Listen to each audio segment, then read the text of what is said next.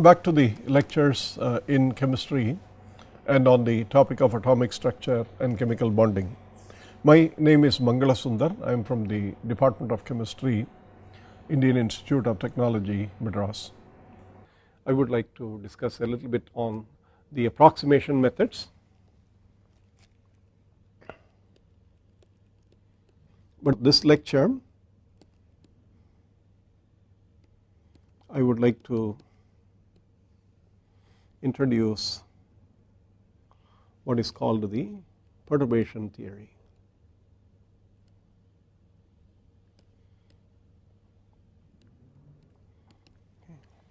There are three possible cases that we have to consider. What is called non-degenerate state perturbation theory,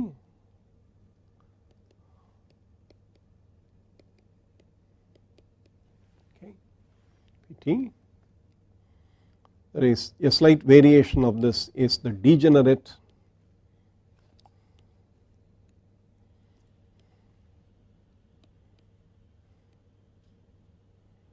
state perturbation theory,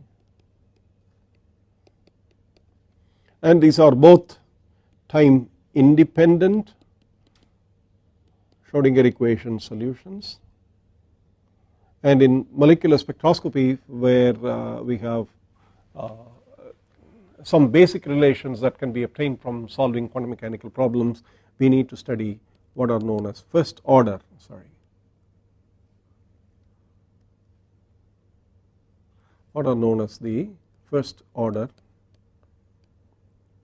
time dependent perturbation theory.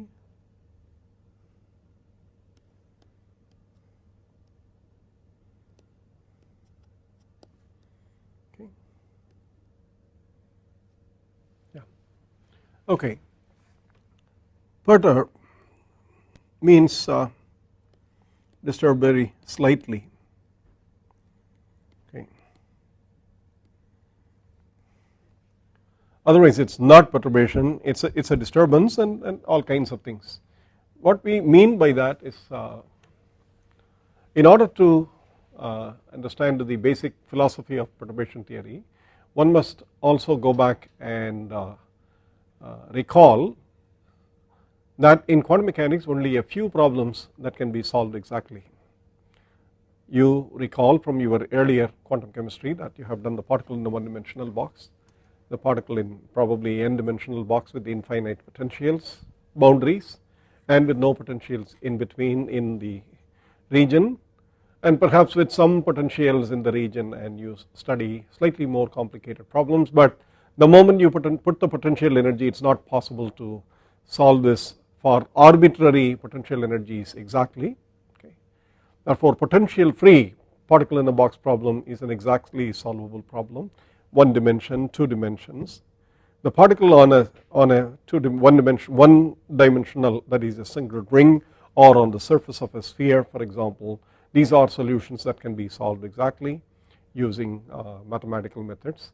And the harmonic oscillator, a simple harmonic oscillator, can be studied by analytic methods in quantum mechanics.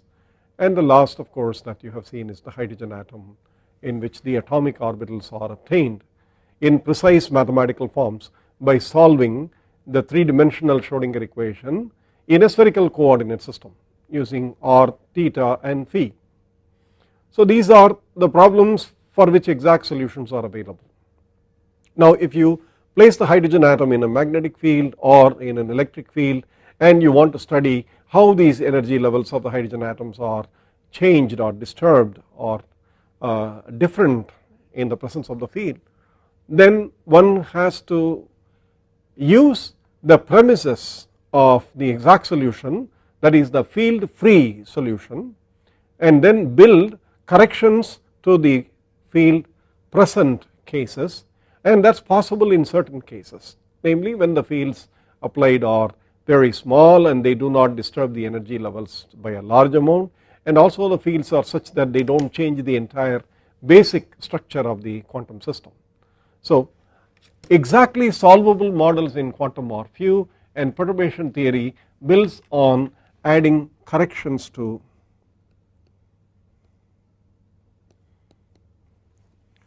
analytically solvable models, exactly mean analytically solvable models using a systematic procedure.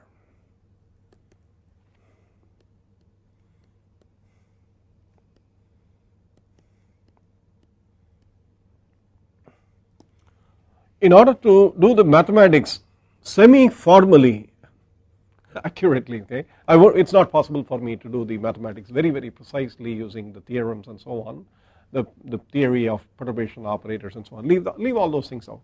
Somewhat semi formally, in order to do this, we introduce a parameter called perturbation parameter.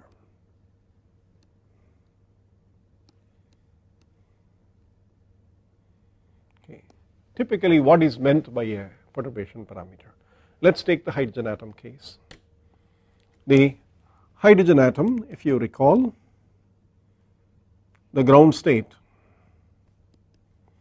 has n equal to 1, L equal to 0 and m is 0.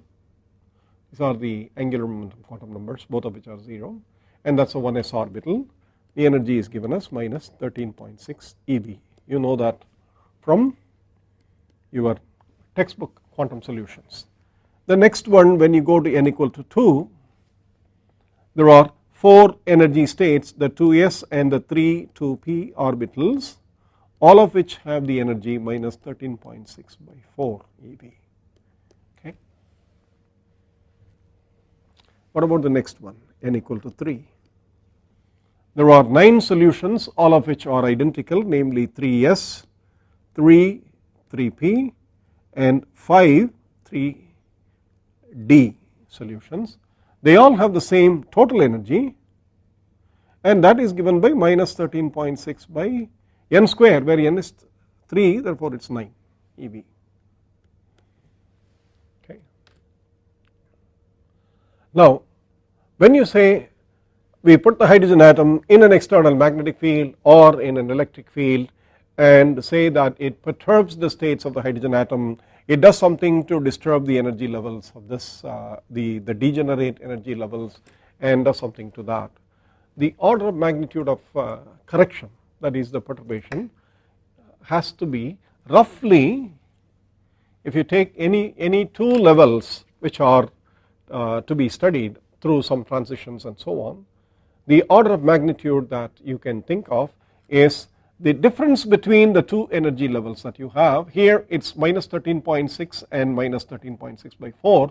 The difference between the 2 is minus 13.6 by 3 by 4 times 13.6. The perturbation has to be at least 10 times smaller than this difference between the 2 energies in order for this to be treated by the methods that I am going to describe. Okay. So if you are thinking of many energy levels in a quantum system, and if you want to study simultaneously the transitions that take place due to external influence, which cannot be solved analytically, you can use perturbation theory, provided the magnitude of the perturbation divided by the pair of energy levels that this perturbation may actually disturb. Suppose you have 2 energy levels, E1 and E2, in this case 1s and 2p, 2s or 2p. Okay. This difference, which is given by minus 3 by 4 times 13.6 eV, okay, the perturbation magnitude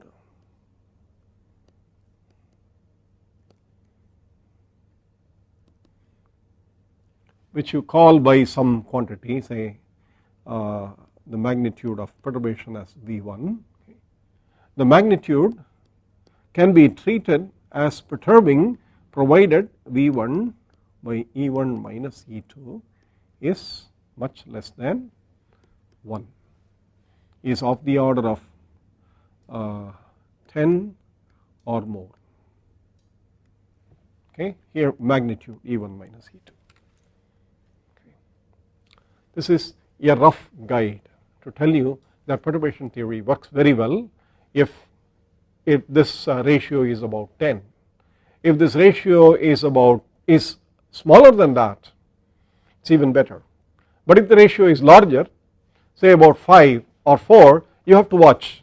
The perturbation corrections that you calculate may not be sufficient, in that it may not be enough to calculate 3 terms or 4 terms, maybe you need much more. But if the correction term is of the order of magnitude same as the energy difference, you have a serious problem. Perturbation theory is not very useful for such cases. Okay, there are other methods for dealing with them.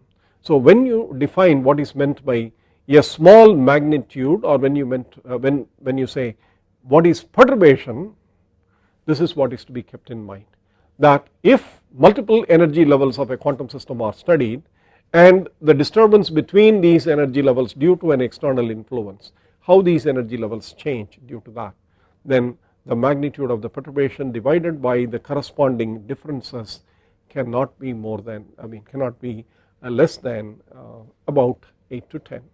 This is a rough guide for you, and there can be maybe 1 or 2 problems. I will have that in the lecture notes when I give the assignments, so please refer to my website for some problems related to that. Okay.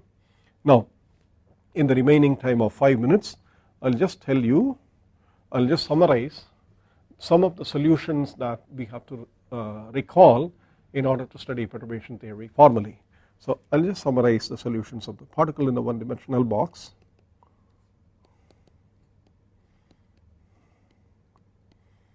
Box, which is, if you recall, V is infinity outside the boxes and V is 0 inside the box. So the boundary region is inside the box, the boundary region is the infinite potential region, and you remember that the solutions psi n, n goes from 1 to infinity, of the particle coordinate, if you call it x, the one degree of freedom coordinate inside the particle, inside the box, that is given by √2 by L, where L is the length of the box, sine n pi x by L, L length of the box. And the energies En are given by h square n square by 8 m L square. Okay.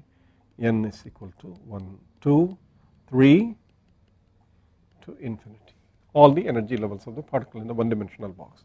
And likewise for a particle in a 2D box. So let us take a square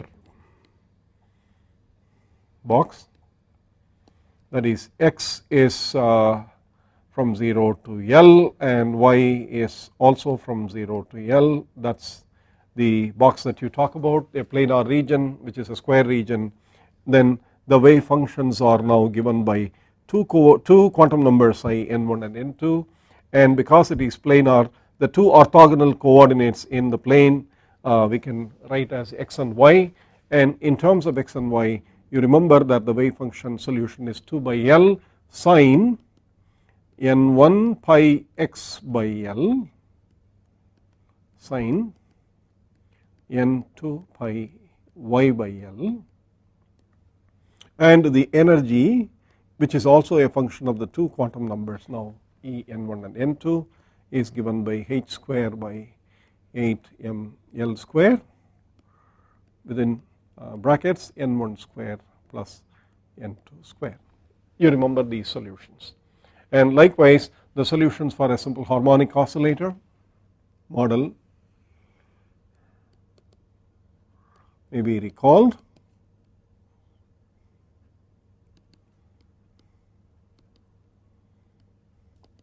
The wave functions are given by a normalization constant, which itself is a function of the quantum number n and is given by an exponential factor, which I will write using a constant alpha x square by 2. Psi n is a function of the harmonic oscillator coordinate x, and then it is also multiplied by the Hermite polynomial root alpha x. What is the alpha? To get the notation correct, that is write these things carefully.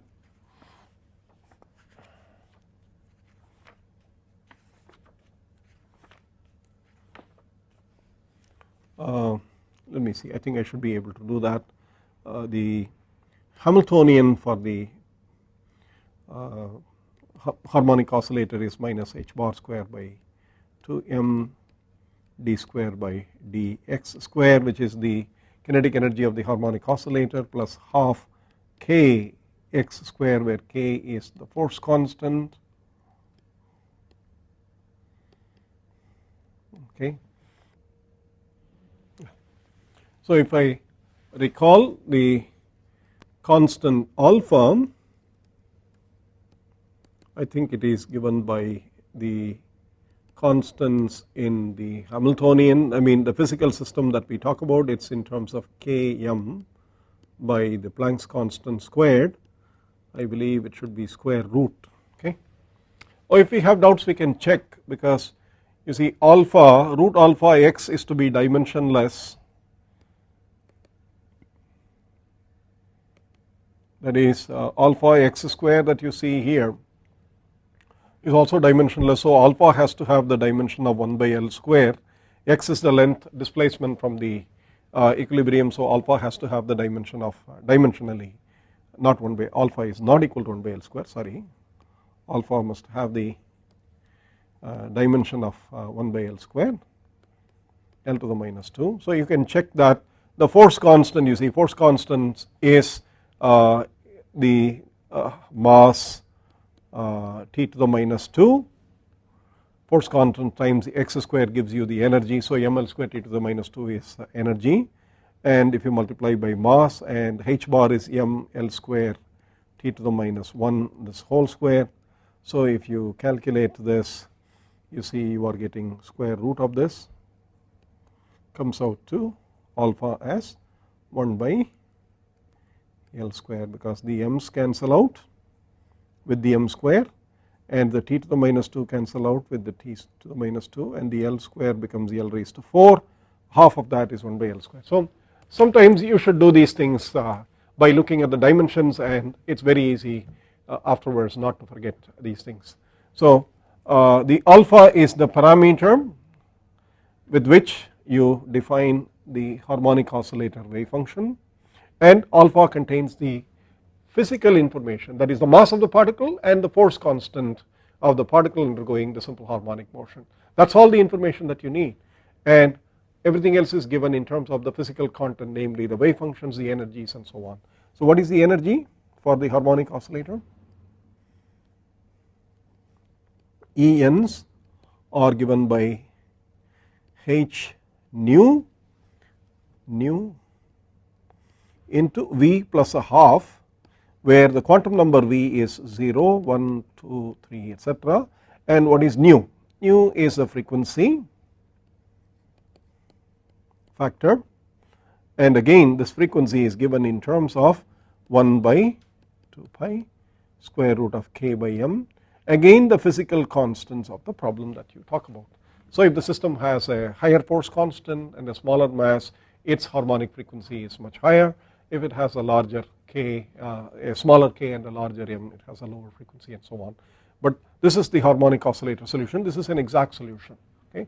And you can often also write this as h bar omega times v plus a half in terms of the angular velocity omega, which is obviously 2 pi times nu, because there is no trick here. H bar omega is basically h by 2 pi times 2 pi nu, and see it is nothing other than what you have written down, h nu into a v plus a half. Okay, so angular frequencies are like that. So this is the harmonic oscillator solution, which you have to remember when we talk about perturbation theory. And likewise, in the next lecture, I'll also discuss the hydrogen atom solution when we need to know. That is, we need to know solutions of what are known as model problems, which are perturbation free. And then when we put in the perturbation, how do we solve the system systematically, term by term, using an infinite series, is what I will do in the next lecture. So perturbation theory will be in the form of a series solution for I mean thankfully we will not do infinite series, we will only do a series solution with 1 or 2 terms. The first term is called the first order perturbation theory, the second term is known under the second order perturbation theory and so on. Until then, thank you very much.